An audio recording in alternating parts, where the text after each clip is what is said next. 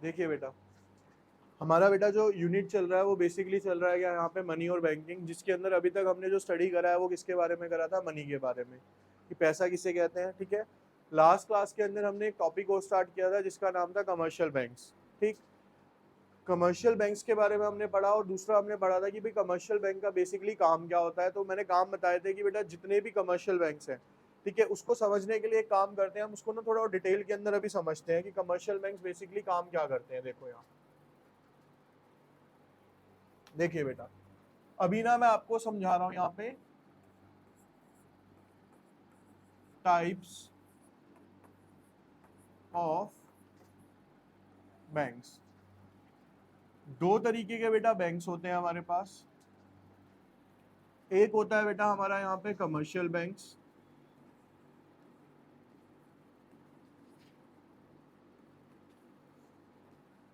ठीक है, और एक होता है बेटा हमारे पास यहाँ पे हमारा सेंट्रल बैंक।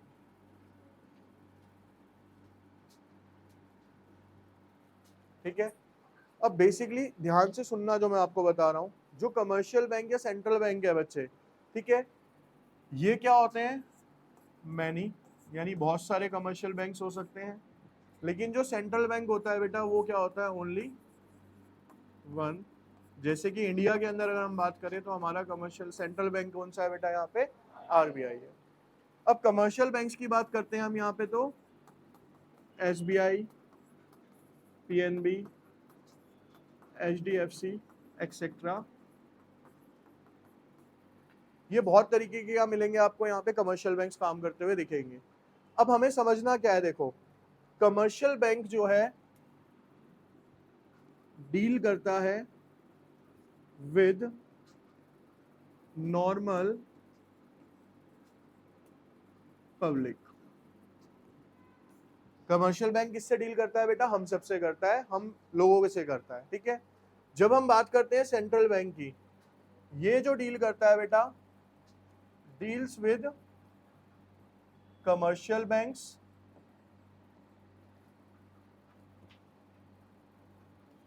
और या फिर गवर्नमेंट से। आरबीआई किससे डील करेगा, या तो सारे के सारे कमर्शियल बैंक से डील करेगा या फिर किससे करेगा, गवर्नमेंट से। उससे हम डील नहीं कर सकते, यानी आरबीआई से हम डायरेक्टली जाके as a public normal person deal नहीं कर सकते। अब अगर हम बात करते हैं कि यहाँ पे कमर्शियल बैंक का हमारे साथ रिलेशन क्या है, हम क्या होते हैं बेटा यहाँ पे, डिपॉजिटर होते हैं।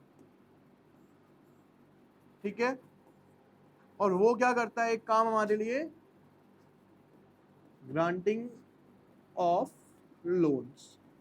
भाई कमर्शियल बैंक हम दो काम करने जाते हैं, या तो अपना पैसा डिपॉजिट करने जाते हैं या वहां से क्या लेने जाते हैं बेटा, हम लोन लेने जाते हैं।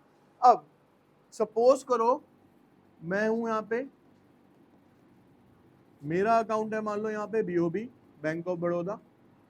ठीक है, तो मेरा अपने बैंक ऑफ बड़ौदा से रिलेशन क्या है कि मैं यहाँ पे डिपॉजिटर भी हूँ और जब मेरे को लोन चाहिए होगा तो मैं इससे ले सकता हूँ। उसी तरीके से जो बैंक ऑफ बड़ौदा है, तो बैंक ऑफ बड़ौदा किससे डील करेगा बेटा, बैंक ऑफ बड़ौदा जो है वो किसके पास जाएगा, यहाँ पे आरबीआई के पास जाएगा। किसके पास जाएगा वो, आरबीआई से, क्योंकि बैंकों से कौन डील कर रहा है आगे, आरबीआई डील कर रहा है।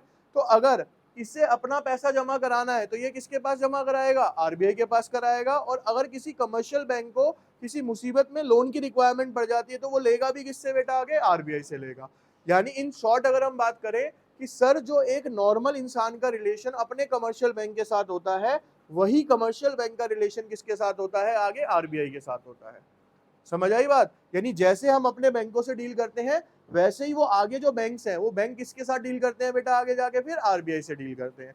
हम पैसा जमा करा सकते हैं बैंकों में, बैंक कहाँ पे जमा करा सकते हैं सर, आरबीआई के पास। हम अपने कमर्शियल बैंक से लोन ले सकते हैं, आरबीआई भी क्या ले सॉरी कमर्शियल बैंक भी क्या कर सकते हैं, आरबीआई से लोन ले सकते हैं। तो यहाँ पे समझ आ गया कि सर हमारा जो रिलेशन बैंक के साथ है वैसे बैंकों का रिलेशन किसके साथ है, क्लियर हो गई यहाँ तक की। चलो अब आते हैं अगले टॉपिक पे, अपने जो मेन टॉपिक चल रहा था।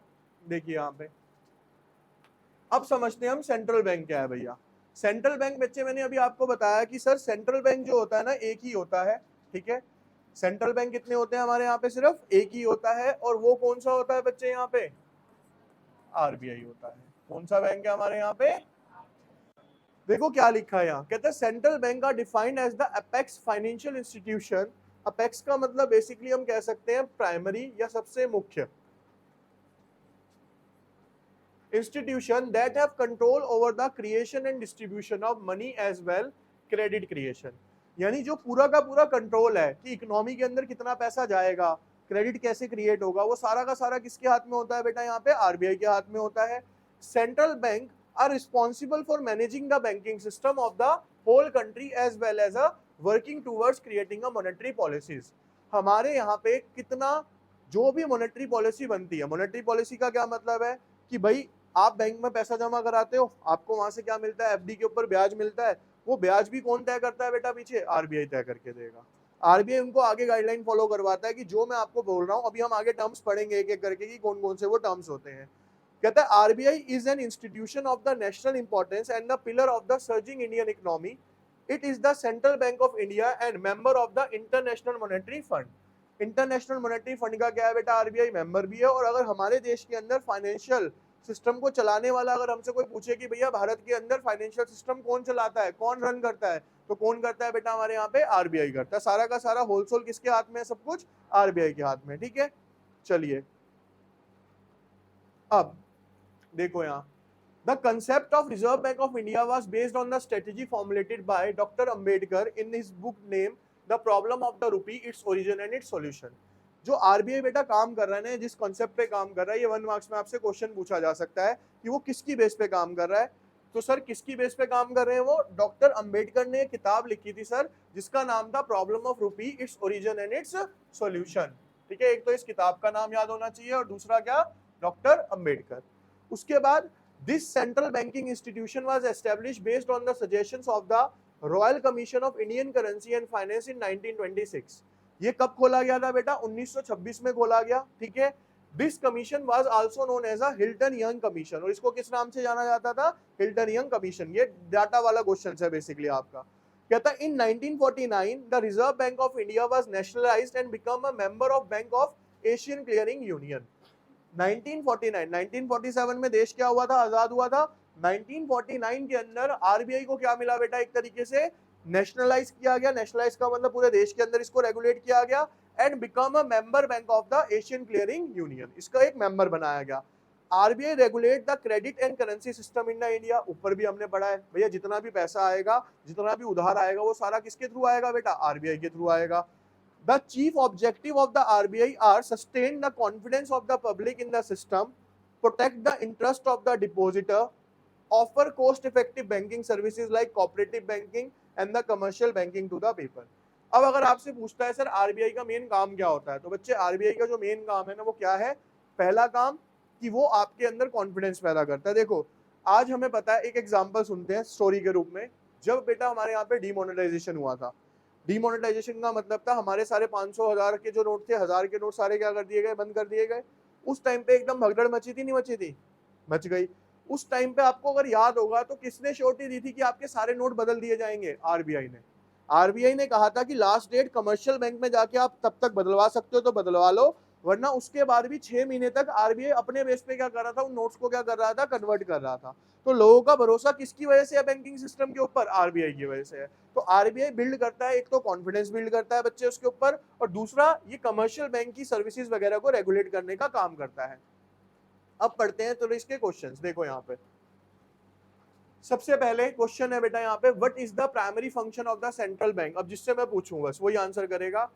प्राइमरी बैंक का सेंट्रल बैंक का प्राइमरी फंक्शन क्या है, C sir, creating and distributing money.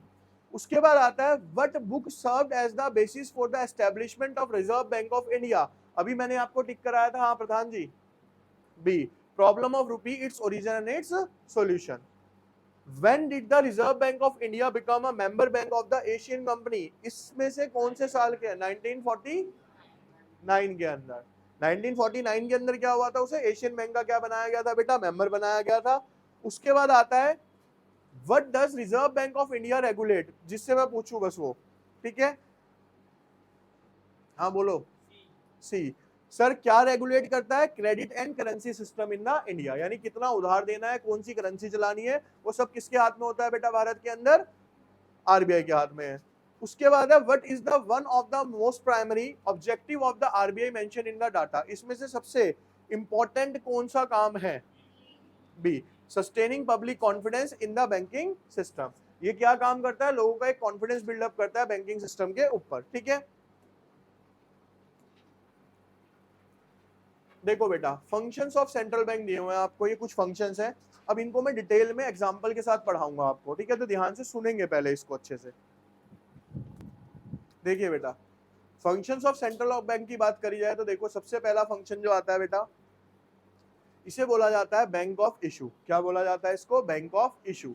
ये देखो आप बिना पढ़े बता सकते हो सर इसे बैंक ऑफ इशू क्यों बोला जाएगा, क्योंकि सर जितनी भी मनी इशू की जाती है वो किसके द्वारा की जाती है? सर हमारे यहाँ पे आरबीआई के द्वारा की जाती है। होल सोल करता धरता कौन है यहाँ पे? आरबीआई है। यानी सिर्फ इंडिया के अंदर जितने भी नोट्स आएंगे उसको पब्लिश करने की जो अथॉरिटी है वो किसके हाथ में है? सर आरबीआई के हाथ में। ठीक है, अब देखो क्या लिखा है, कहता है central bank act as the lender to the commercial bank and regulate the money supply and interest rate to ensure the economic stability. यहाँ पे ना एक टर्म आया, उसको ध्यान से समझो बेटा।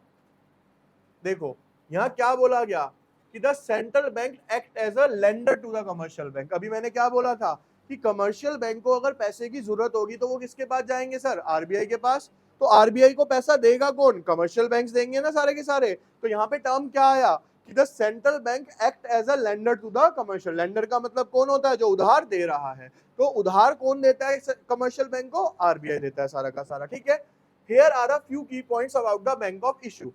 करेंसी इशुएंस, यानी पहला की पॉइंट क्या है सर कि आरबीआई के पास एक अथॉरिटी है जिसके अकॉर्डिंगली वो क्या कर सकता है? सारी की सारी करेंसी इशू करता है। कहता है the bank of issue has the sole authority to issue and control the supply of currency in the economy. It prints physical bank notes and mints coins which are then distributed to the commercial bank and the public। क्या कह रहा है कि sir RBI जो है वो सारे के सारे नोट्स को प्रिंट करता है और कुछ कॉइन्स भी वो प्रिंट करता है। सिर्फ 1 रुपए का सिक्का जो होता है वो कौन करती है? हमारी फाइनेंस मिनिस्ट्री या सेंट्रल गवर्नमेंट करती है। उसके अलावा सब कौन करता है बेटा? हमारे यहाँ पे आरबीआई करता है। ठीक है, मॉनेटरी पॉलिसीज बनाता है। मॉनेटरी पॉलिसी का मतलब क्या है? One of the primary functions of the bank of issue is to regulate the money supply and manage monetary policy. कहते हैं एक मुख्य काम और है सर हमारे आरबीआई का। वो क्या काम करता है सर? जितनी भी हमारी मॉनेटरी पॉलिसीज हैं, जितने भी हमारे रेट्स हैं, वो कौन तय करता है? हमारे यहाँ पे आरबीआई तय करता है। It does this by controlling the interest rate, implementing open market operation. ये सारी मैं आपको अभी आगे समझाता हूँ कि ये इन चीजों का मतलब क्या होता है। ठीक है, ओपन मार्केट ऑपरेशंस क्या है या क्या है। इसके बाद एक काम और करता है सर ये क्या करता है? Lender of a commercial bank. देखो अभी तक हमने दो काम पढ़े थे। पहला क्या बोला कि सर आरबीआई जो है वो क्या करता है? लोगों को यानी करेंसी को इशू करता है, चाहे वो नोट्स हो चाहे वो कॉइन्स हो। दूसरा काम क्या है sir? Lender of a commercial bank. The bank of issue act as a lender of last resort for the commercial banks in times of a financial distress or liquidity shortage. Commercial bank can borrow funds from the central bank to meet their obligation and maintain stability in the banking system। समझो, अभी मैंने आपको एक example दिया बेटा, क्या कि commercial bank RBI के पास कब जाएगा पैसा लेने? जब वो मुसीबत में फंस जाएगा। अब मान लो कि कमर्शियल बैंक के पास पैसा नहीं है, कोई कंडीशन ऐसी आ गई, कोविड आ गया या फिर हमारा डीमोनेटाइजेशन की सिचुएशन आ गई, तो वो भागा भागा किसके पास जाएगा? आरबीआई के पास कि सर हमें पैसे की रिक्वायरमेंट है, हमें क्या करो? पैसा दो। तो आरबीआई उस टाइम पे लेंडर के रूप में काम करेगा। वो पैसा किसको देगा? वो कमर्शियल बैंक्स को देगा। और उस कमर्शियल बैंक क्या करेगा? फिर उससे बैंकिंग सिस्टम को क्या करेगा? उसकी स्टेबिलिटी को मेंटेन करेगा। समझ आ गया क्या काम है? अगर इन शॉर्ट हम समझे ना तो अभी तक आप समझो आरबीआई का सेम रिलेशन चल रहा है जो हमारा कमर्शियल बैंक के साथ चल रहा है। दो ही काम पढ़े अभी तक आपने। ऊपर भी हमने यही पढ़ा था कि सर आरबीआई का एक काम क्या है, एक एक्स्ट्रा काम क्या जुड़ा बच्चे उसका, कि वो नोट इशू कर सकता है। ठीक है, दूसरा काम क्या जुड़ा है सर? वो उधार देता है किसको? हमारे कमर्शियल बैंक्स को। ठीक है, इसके बाद exchange rate management. Exchange rate management का क्या मतलब है बेटा? यहाँ पे एक्सचेंज रेट मैनेजमेंट का मतलब है यहाँ पे कि जो भी हमारे एक्सचेंज रेट्स होते हैं, एक्सचेंज रेट है क्या? तो बताएगा।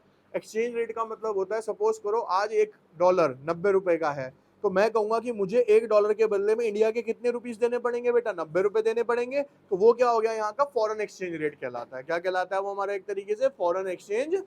ठीक है, यानी किसी भी दूसरे देश की करेंसी को चेंज करवाने में जो पैसा आपको वहां पे देना पड़ता है वो रेट क्या कहलाता है? आपका एक्सचेंज रेट कहलाता है। सब कंट्रीज का अलग अलग होता है। ठीक है, यूएस का अलग है, दुबई का अलग है, सब कंट्रीज का क्या होता है? रेट ऑफ एक्सचेंज अलग अलग होता है। ठीक है, कहता है the bank of issue plays a crucial role in managing the country's exchange rate, it may intervene in the foreign exchange market to stabilise the currency value, prevent excess fluctuation and promote export competition. देखो ये ना point सारे अभी आपको बाद में समझ आएंगे जब हम नीचे वाले पॉइंट्स को समझ लेंगे। तो अभी आप सिंपल ये समझो, मैंने आपको पहला पॉइंट क्या समझाया, बैंक ऑफ इशूइंग नोट्स। यानी सर अगर आपसे मैं पूछूं ना सेंट्रल बैंक का पहला फंक्शन क्या समझाया, तो आप क्या कहोगे सर, बैंक ऑफ इशूइंग।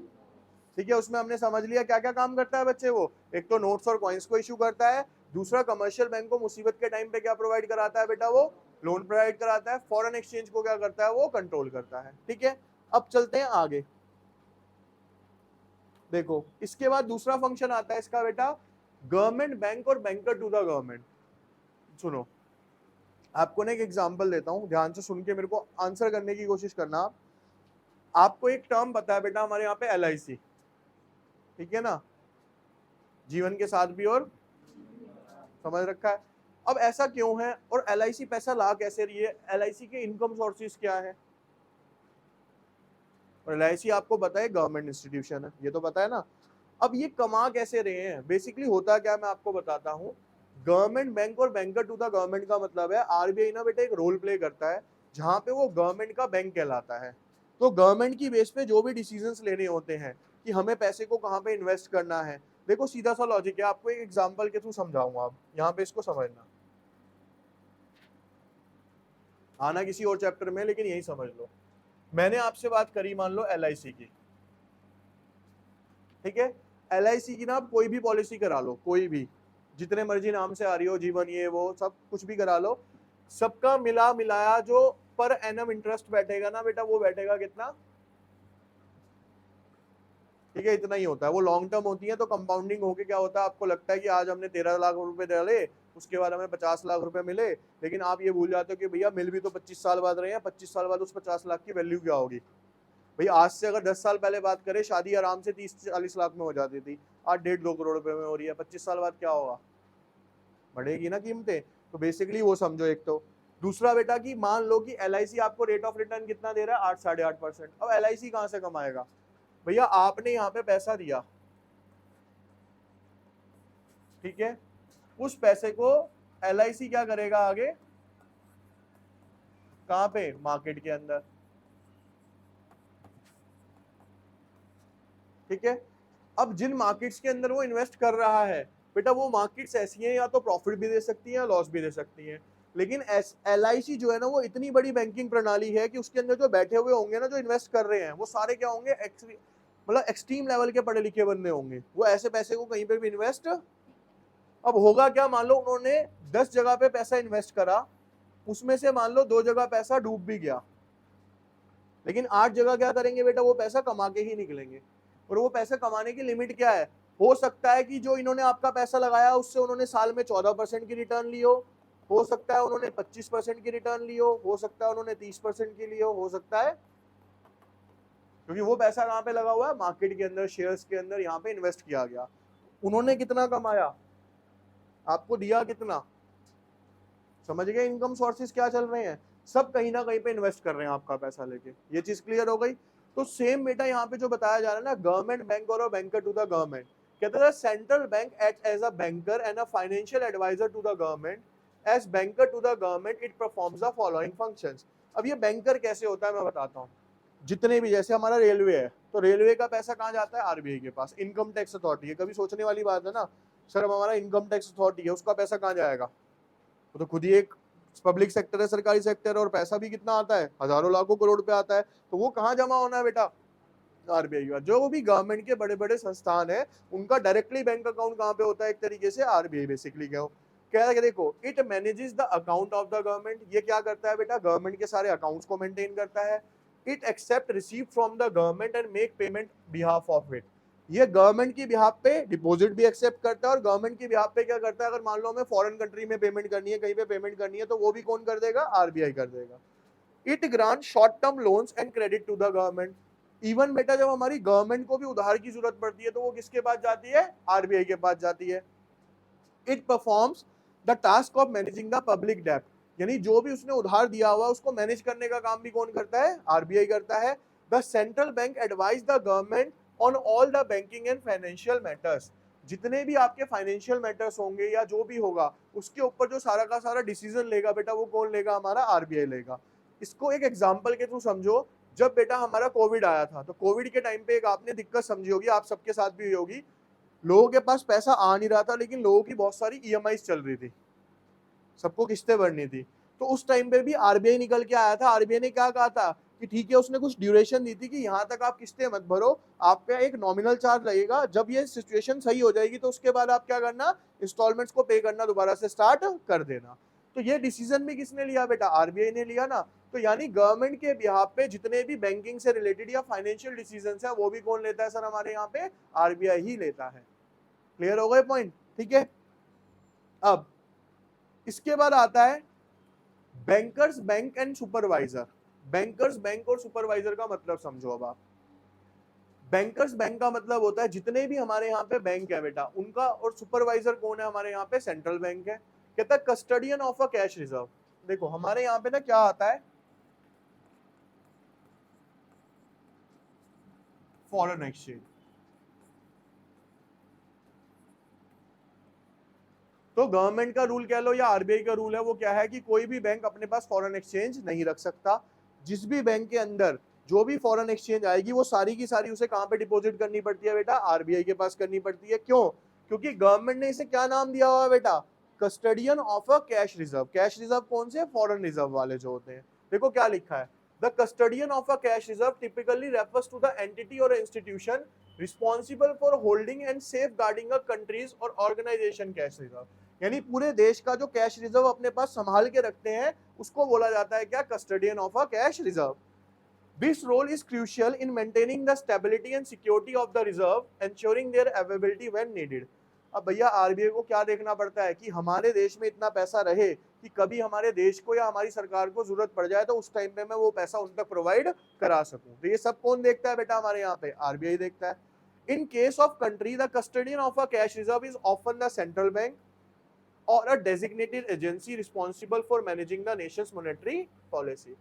कह रहा है किसी भी देश के मामले में अगर हम बात करें तो सारी की सारी जो कैश रिजर्व्स हैं वो कौन देखेगा बेटा, आरबीआई देखेगा, या फिर जिसको गवर्नमेंट ने क्या दी है वो रिस्पॉन्सिबिलिटी दी है तो वो देख सकता है। Central bank hold significant reserve for the foreign currencies and other assets to support their currency stability, facilitate international trade and address the potential financial crisis. समझ आया क्या बोला? कहता है सेंट्रल बैंक क्या करता है, जितनी भी फॉरेन एक्सचेंज है और जितनी भी अदर असेट्स हैं उनको बेटा संभाल के रखता है, ताकि अगर कभी मुसीबत का टाइम आए या अपनी इकोनॉमी में स्टेबिलिटी बनाने के लिए क्या काम करता है, वो हमारा आरबीआई काम करता है। ठीक है, अभी सुनना इसको ऐसे। इसके बाद ये पॉइंट करके फिर मैं आपसे पूछूंगा बेटा, lender of last resort. Lender of last resort को ना पहले यहां पे समझो बेटा। आप देखिए बेटा, अगर हम लेंडर ऑफ लास्ट रिजॉर्ट की बात करते हैं, यहां हमने ना लास्ट क्लास में पढ़ा था मनी क्रिएशन। क्या पढ़ा था? पढ़ा था। उसमें मैंने आपको क्या बताया था, मैंने ये बताया था कि जो हमारे कमर्शियल बैंक्स हैं बेटा, सपोज करो उनके पास 1,00,000 करोड़ रुपया आया। कितना आया? 1,00,000 करोड़ रुपया आया। उस 1,00,000 करोड़ में से LRR, जिन्होंने वीडियो देख ली होगी, उन्हें कितना रखना था अपने पास, 20%। अब 1,00,000 करोड़ का 20% हो गया कितना, यहाँ पे 2,00,000, सॉरी 20,000 करोड़। 20,000 करोड़ हो गया। 80,000 करोड़ का वो आगे क्या दे सकते थे बेटा, लोन ले सकते थे। ठीक है, यहां तक समझ आ गई जो बात बताई? क्योंकि सर जितना एलआरआर होता है वो अपने पास रख सकते हैं, बाकी आगे क्या कर सकते हैं, वो लोन दे सकते हैं। ये नॉर्मल सिचुएशन चल रही है दुनिया में। ठीक है, ये सिचुएशन मैं बताता हूं क्या है। ये सिचुएशन ये है कि डिपॉजिटर इज ग्रेटर देन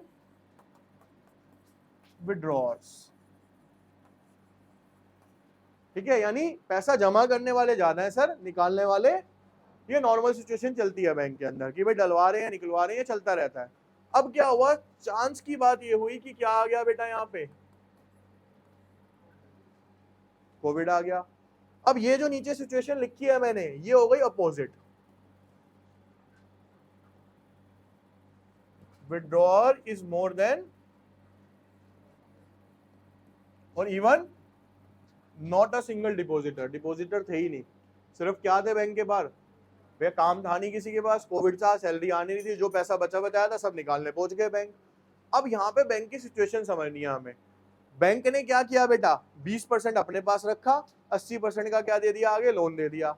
अब आप सोचो क्या कोविड की सिचुएशन में लोग लोन वापस कर रहे होंगे? अब भैया बैंक तो फंस गया ना, लोन वापस नहीं आ रहा, जो लोगों का पैसा आया था वो उन्होंने खुले हाथों से लोगों के बीच में, लोन के बीच में बांट रखा है। अब जो लोग बाहर बैंक के खड़े उन्हें पैसा कहां से देगा? दिक्कत आएगी नहीं आएगी? उस टाइम पे हमारा आरबीआई बाहर निकल के आता है, उसे बोलते हैं अंतिम ऋणदाता, लेंडर ऑफ लास्ट रिजॉर्ट। यानी जब हमारे कमर्शियल बैंक के पास कोई भी सॉल्यूशन नहीं बचता तो इन द एंड आरबीआई बाहर निकल के आएगा उसके पक्ष के अंदर, उसके फेवर में, कि हम बैठे हैं, आप टेंशन मत लो, आपका पैसा सेफ है, आपको हम प्रॉमिस करते हैं कि आपका पैसा धीरे धीरे करके आप तक पहुंचाया जाएगा। या फिर जो बेटा आरबीआई ने अपने पास रिजर्व्स मेंटेन करे हुए होते हैं, उन रिजर्व्स को वो किसके दे देता है, कमर्शियल बैंक को, कि आप पब्लिक के बीच में हमारा फेथ बना रहना चाहिए। क्यों? क्योंकि अगर बैंकिंग सिस्टम से लोगों का फेथ हट गया तो भैया लोग ना तो बैंकिंग सिस्टम को यूज करेंगे, ना वहां पैसा डिपॉजिट करेंगे, कुछ भी नहीं करेंगे। तो उनको भी भाई, चल तो एक तरीके से वो भी एक संस्था ही है ना, बैंक भी तो एक संस्था है, अगर वो ढंग से काम नहीं करेगी तो हमारा ट्रस्ट क्या हो जाएगा बच्चे उसके ऊपर से खत्म, तो बैंकिंग सिस्टम भी क्या हो गया, मान लो खत्म हो जाएगा। तो उसको देखते हुए ये पॉइंट बना आपका, the lender of last resort. अब इसको पढ़ो क्या कहा इसमें, देखो यहाँ पे कहता है the lender of last resort, the central bank is under the obligation to provide funds against security to the commercial bank as and when needed by them। इसके अंदर क्या करता है बेटा कि जो सेंट्रल बैंक है ना, कुछ सिक्योरिटीज के बदले में कमर्शियल बैंक्स को क्या प्रोवाइड करा देता है, लोन प्रोवाइड कराता है। When a commercial bank faces a financial crisis and fails to obtain a fund from other sources, यानी कुछ ऐसी सिचुएशन हो गई कि जो हमारे कमर्शियल बैंक है बेटा, उनके पास आरबीआई के अलावा कोई भी और सोर्स ऑफ इनकम नहीं बचता या कहीं से पैसा नहीं आता, तो उस टाइम पे आरबीआई क्या करेगा, कमर्शियल बैंक्स की क्या करेगा, हेल्प करेगा। Then the central bank plays a vital important role, lender of last resort, and provide them with a financial assistance in the form of credit। और उस टाइम पे सेंट्रल बैंक क्या करेगा बेटा, कमर्शियल बैंक्स को क्या provide करेगा, credit provide करेगा, लोन प्रोवाइड करेगा। This role of the central bank save the commercial bank from being bankrupt. देखो ये आपने पहली बार सोचा होगा कि कोई बैंक भी बैंकरप्ट हो सकता है, खुद ही बैंक है, आपके हिसाब से तो उसके पास ही पैसा है, लेकिन ऐसी सिचुएशंस भी आती हैं। जैसे आज मैं आपको बताऊं, यस बैंक है, यस बैंक बिल्कुल नीचे गया हुआ शेयर मार्केट के अंदर, खत्म सा पड़ा, ठीक है। अब क्या है, दूसरे बैंक उसको खरीदने में पीछे, एसबीआई ने उसको सपोर्ट करा था, थोड़ा सा शेयर उठ गया। यानी ऐसा नहीं है कि बैंक भी बैंकरप्ट नहीं हो सकते। अगर मान लो बैंक ने लोन दे दिया और मान लो उसमें विजय माल्या जैसे बहुत सारे लोग थे जो उससे लोन ले लेके सारे इंडिया से बाहर चले गए, किसी ने 9,000 करोड़ का लिया था, किसी ने 10,000 करोड़ का लिया था, लिया और देश से।